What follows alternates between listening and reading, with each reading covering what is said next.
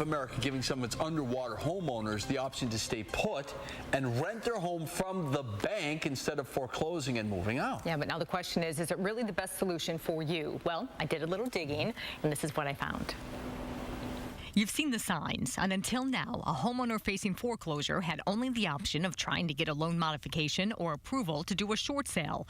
But now Bank of America is testing another option, allowing homeowners about to foreclose to turn over their title to the bank, and in turn, their loan will be forgiven, and they can stay in the home and rent, presumably at a lower price. I think it would make it easier on some people, but and I think the thought also is that it'll stabilize the market by not putting more foreclosures on the market, more short sales on the market. So, you know, if it helps people, I'm all for it. Right now, it's only a pilot program offered to no more than 1,000 customers in test markets, Arizona, Nevada, and New York. But if it tests well, it could become an open program. You lose ownership of your home and any equity you've put into it, but you gain the right to rent the same home for up to 3 years. Realtor Beth Hobart sees the good and the bad. What happens after the 3 years are up?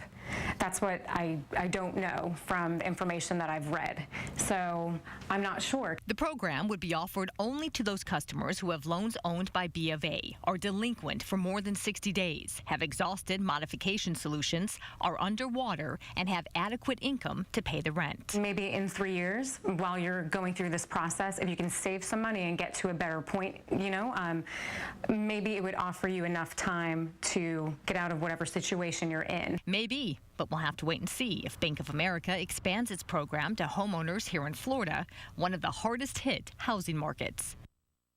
Well, we all know that way too well, right? An interesting sidebar right now to this story. Realtors like Beth tell us in Central Florida there are now only half the number of homes on the market than there have been this past year because the banks simply are not releasing foreclosures. Bottom line, they say, it has now become a seller's market, at least for now. It's hard to believe, isn't it? Yeah, that's good to hear. Absolutely. Well,